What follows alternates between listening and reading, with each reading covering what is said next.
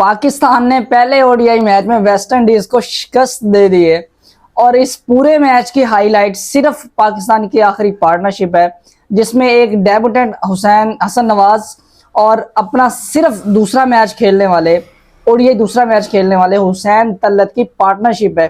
104 run की partnership जिसने इस मैच की नैया को पार लगाया पाकिस्तान की जानिब से, वो इस पूरे मैच की लाइमलाइट है और बेहतरीन बेहतरीन किस्म की परफॉर्मेंस दी है हसन नवाज ने अपने डेब्यू के ऊपर। ये डेब्यू उनको हमेशा हमेशा याद रहेगा और इस तरह की इनिंग्स पाकिस्तान की जानिब से खेलने वाले प्लेयर्स को देखने के लिए हमारी आंखें तरस गई थी।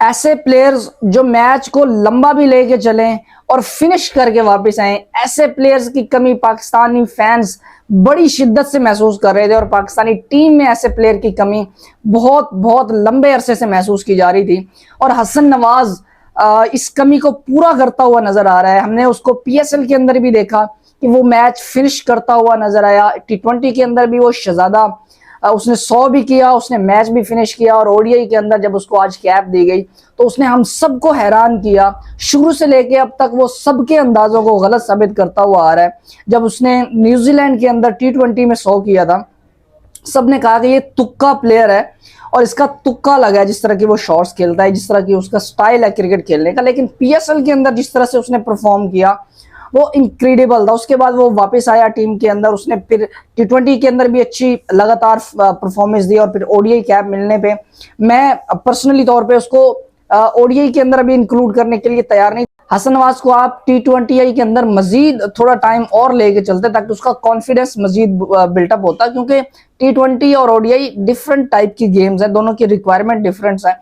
तो हसन नवाज जो है वो वहां पे अच्छा परफॉर्म करते तो फिर आप उसको आहिस्ता आहिस्ता इसकी तरफ भी लेके आ सकते थे। हमारा मसला ये है, डर मुझे इस बात का था कि अगर खुदा ना खास्ता हसन नवाज ओडीआई के अंदर उस तरह से परफॉर्म नहीं कर पाता तो वो ना सिर्फ ओडीआई से जाएगा, वो टी20 से भी जाता रहेगा। ये हमारी तारीख है, ये हमारा अलमिया है पीसीबी का, पाकिस्तान क्रिकेट का, हमारे कल्चर का ये अलमिया है कि हम ऐसा ही करते हैं। कोई प्लेयर एक फॉर्मेट में अच्छा खेल रहा है, उसे उठा के दूसरे फॉर्मेट में भी खिला देते हैं और अगर वो वहां अच्छा नहीं खेल सकता तो हम उसको वहां से भी निकाल देते हैं और जहां वो अच्छा खेल रहा होता है हम उसको वहां से भी निकाल देते हैं। तो coming back on the match, कि इस मैच के अंदर हुसैन तलत ने जो जिम्मेदाराना बैटिंग खेली है वो भी इक्वली इंपॉर्टेंट है जितनी बैटिंग या जितनी जिम्मेदाराना किस्म की इनिंग हसन नवाज ने खेली है, जितनी लाइमलाइट उसको मिल रही है, इतना विंटेज जो है वो हुसैन तलत की इनिंग को भी देना चाहिए। उन्होंने बहुत समझदारी के साथ और बड़े बैलेंस्ड के साथ उन्होंने वो इनिंग खेली और साथ दिया हसन नवाज को और इस मैच को पार लगाया। 180 पे जब 5 आउट हो चुके थे तब पाकिस्तान के लिए ये 280 रन का टारगेट चेज करना बहुत बहुत ज्यादा मुश्किल नजर आ रहा था और पाकिस्तान ने पहली दफा हाईएस्ट टोटल जो है वो चेज किया। अब तक इससे पहले तक पाकिस्तान का वेस्ट इंडीज के खिलाफ जो हाईएस्ट टोटल था वो 260 का था। 280 रन का टोटल जो है पहली दफा पाकिस्तान ने वेस्ट इंडीज के अगेंस्ट चेज किया है और उसकी वजह सिर्फ हसन नवाज और हुसैन तलत है।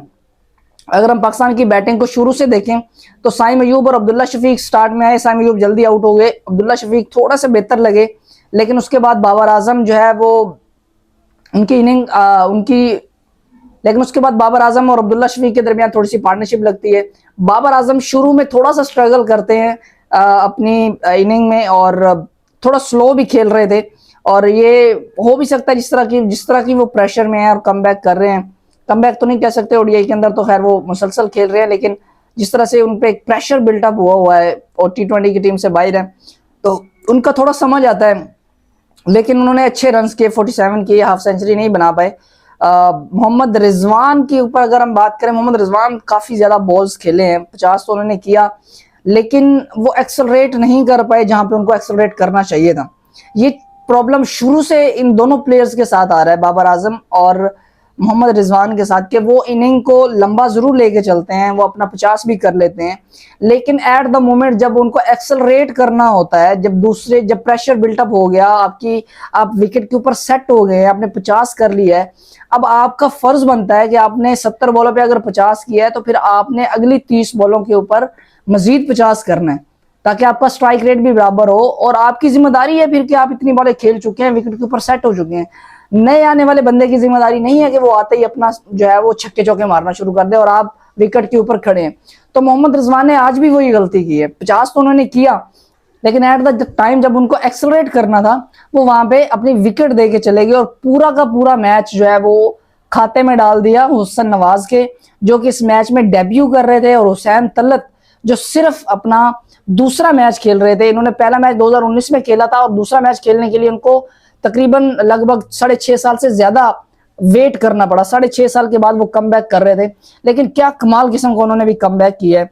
जब आप किसी ऐसे प्लेयर को कम बैक करवाते हैं जो परफॉर्म करके आ रहा होता है, तो फिर आपको इस तरह की परफॉर्मेंसेस भी मिलती है। हमने बहुत सारे ऐसे लोगों का कम बैक देखा है जो बिना परफॉर्मेंस के वापस आते हैं, फिर उनकी परफॉर्मेंस भी आपको कम बैक में भी ऐसे ही नजर आ रही होती है। तो पाकिस्तान ने मैच जीता, लेकिन यहाँ थोड़ी थोड़ी पाकिस्तान ने गलतियां भी की, जिनके ऊपर हम बात जरूर करेंगे। खासतौर पर पाकिस्तान की बॉलिंग की अगर हम बात करें तो शहीन शाह अफरीदी ने शुरू में अच्छी बॉल की, नए बॉल से उनको एक विकेट भी मिला पहले ओवर में, लेकिन जो इकोनॉमी रेट था दोनों का, नसीम शाह का और शहीन शाह अफरीदी का, वो एक्सेप्टेबल नहीं है। आप 10th रैंक्ड टीम के सामने आप खेल रहे हैं, वेस्ट इंडीज के सामने आप खेल रहे हैं, और आप 6.37 6.87 की इकोनॉमी से अगर आप रन्स देते हैं तो ये एक्सेप्टेबल नहीं है। आप प्राइम बॉलर हैं, प्रीमियम बॉलर हैं पाकिस्तानी टीम के, और अगर आप इतने ज्यादा रन्स लीक करेंगे और किसी अच्छी टीम के अगेंस्ट अगर आप खेलेंगे तो फिर आपको जो मार पड़नी है फिर वो किसी से संभाले नहीं जानी। ठीक है, तो वेस्ट इंडीज के अगेंस्ट 280 रन करवाना, ये अपने आप में ये भी एक क्वेश्चन मार्क है पाकिस्तानी बॉलिंग लाइनअप के ऊपर। शहीन ने 4 विकेट जरूर लिए, डेथ में आकर उन्होंने थोड़ी सी अच्छी बॉलिंग की, थोड़ी सी बेहतर बॉलिंग की, यॉर्कर्स भी किए, उनको विकेट्स भी मिली। नसीम शाह ने भी 3 आउट जरूर किए लास्ट में जाके, लेकिन उनको शुरू में अच्छे खासे रन जरूर हुए। उसके बाद साइम अयूब ने 10 ओवर किए, 48 रन दिए, 1 आउट किया उन्होंने। सुफियान ने भी 10 में 52 किया, 1 आउट किया। सलमान अली आगा ने भी 10 ओवर किए, 1 आउट किया। यहाँ पे स्पिनर्स के लिए थोड़ा बहुत हेल्प जरूर थी इस विकेट के ऊपर, तो इस विकेट को रीड करके आप फहीम अशरफ की जगह पे, मेरा ये पॉइंट ऑफ व्यू है कि मोहम्मद नवाज को जरूर डाल सकते थे। वो अपने 10 ओवर इजीली कोटे के कर सकता था, क्योंकि बॉलिंग ऑलराउंडर है और उसकी परफॉर्मेंस आपके पार्ट टाइमर से थोड़ी सी ज्यादा बेहतर होती। आई गेस साइम अयूब ने और आगा ने भी अच्छी बॉलिंग की है, रिस्ट्रिक्ट किया काफी ज्यादा, लेकिन अगर वहां पे ये दोनों बैटिंग ऑलराउंडर है, ठीक है, मोहम्मद नवाज एक बॉलिंग ऑलराउंडर है, तो अगर आप एक बॉलिंग ऑलराउंडर को डालते, उसकी स्पेशलिस्ट बॉलिंग, वो स्पेशलिस्ट है बॉलिंग में, तो वहां पे वो ज्यादा अच्छा परफॉर्म कर सकता था। और एक ऐसा प्लेयर जो कि बैटिंग ऑलराउंडर है, उससे पूरा कोटा करवाना, ये टेक्निक समझ से बाहर है। ठीक है, इस मैच में आप जीत गए हैं तो आपकी बहुत सारी चीजें कवर हो गई हैं, लेकिन आप आगे चल के ये अच्छी टीम्स के अगेंस्ट ये स्ट्रेटजी, ये टेक्निक आप यूज नहीं कर पाएंगे, क्योंकि अगर आप 20 ओवर किसी ऐसे बॉलर से निकलवा रहे हैं जो कि आपके बैटिंग ऑलराउंडर है और बहुत ज्यादा तगड़े किस्म के बॉलर भी नहीं है, और अगर कोई ऐसी विकेट जहां पे आपकी स्पिन को मदद नहीं मिल रही, बॉल सीधा रह रहा है, तो फिर आपके 20 ओवर्स में आपका पूरा का पूरा मैच आपके हाथ से निकल सकता है। तो ये पाकिस्तान की जो स्ट्रेटजी है कि आप पार्ट टाइमर्स के साथ जाते हैं या आप ऑलराउंडर्स के साथ जाते हैं। महज 3 स्पेशलिस्ट बॉलर खेले हैं, शहीन, नसीम और सुफियान मुकीम। 30 ओवर तो आप स्पेशलिस्ट के आपके पास बनते हैं, 20 ओवर जो है फिर वो आपको जो है वो अपने ऑलराउंडर से करवाने पड़ते हैं। तो पाकिस्तान के ऑलराउंडर्स इतने अच्छे नहीं है, ठीक है, टू बी ऑनेस्ट, हमारे पास इतने तगड़े किस्म के ऑलराउंडर नहीं है। अगर आपके पास हार्दिक पांड्या जैसा ऑलराउंडर हो, जडेजा जैसा ऑलराउंडर हो, बेन स्टोक्स जैसा ऑलराउंडर हो, तो फिर आप उन पर रिलाय कर सकते हैं, लेकिन आप पूरा का पूरा मैच इनके ऊपर नहीं डाल सकते। ये पाकिस्तान के थिंक टैंक को ये बात समझनी है कि आप पार्ट टाइमर के साथ इस तरह से नहीं चल सकते। ये 50 ओवर्स की गेम है, अल्टीमेटली आपको 50 ओवर्स करने हैं, ठीक है, तो आपको अपनी स्ट्रेटेजी भी उस हिसाब से बनानी है। इस गेम की जो डिमांड है वो जरा डिफरेंट है। आप साइम अयूब से 3-4 ओवर करवा सकते हैं, सलमान अलियागा से 4-5 ओवर करवा सकते हैं, आप एक आधा और बंदा बीच में ऐड कर सकते हैं जिससे आप ओवर करवा सकते हैं। फहीम अशरफ ने 3 ओवर किए हैं, टू बी ऑनेस्ट उनकी जगह पे अगर मोहम्मद नवाज होते और उनसे आप पूरा कोटा करवाते तो मेरे ख्याल से पाकिस्तान जो है वो 250 से कम रिस्ट्रिक्ट कर सकता था। हमारी स्ट्रेटेजी ये है कि हम अपनी बैटिंग को लंबा करने की कोशिश करते हैं थ्रू ऑलराउंडर्स, जो कि आज हमारे काम भी आई है। हुसैन तलत नीचे आके खेलते, अगर हुसैन तलत या हसन नवाज में से कोई एक आउट भी हो जाता तो नीचे फहीम अशरफ भी हमारे पास मौजूद थे।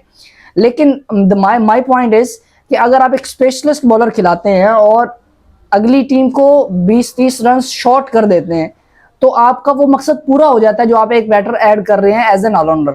एज एन ऑलराउंडर आप फ़हीम अशरफ अगर नीचे से आगे खेलते तो वो भी 20 से 30 रन ऐड कर सकते थे, 40 रन ऐड कर जाते।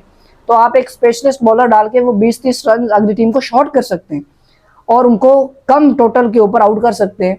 तो ये स्ट्रेटजी आप अपनाएं, बजाय इसके कि आप एक ऑलराउंडर मजीद डालें, जिससे आपको हमेशा हर मैच में परफॉर्मेंस नज़र नहीं आएगी। ऑलराउंडर बहुत कम ऐसे होते हैं जो आपको बॉल के साथ भी परफॉर्म करते हुए नजर आए and at the same match वो आपको बल्ले के साथ भी परफॉर्म करते हुए नजर आए। बहुत कम ऐसा देखने को मिलता है और बहुत आला पाई के ऑलराउंडर होते हैं जो बल्ले के साथ भी परफॉर्म करते हैं सेम मैच के अंदर और बॉल के साथ भी परफॉर्म करते हैं। तो पाकिस्तान को अपनी थोड़ी थोड़ी चीज़ों के ऊपर काम जरूर करना है अगले मैचेस के अंदर। But good luck to Pakistan team, good luck to Hasan Nawaz, और जिस तरह से वो परफॉर्म कर रहा है वो इसी तरह से परफॉर्म करता रहे।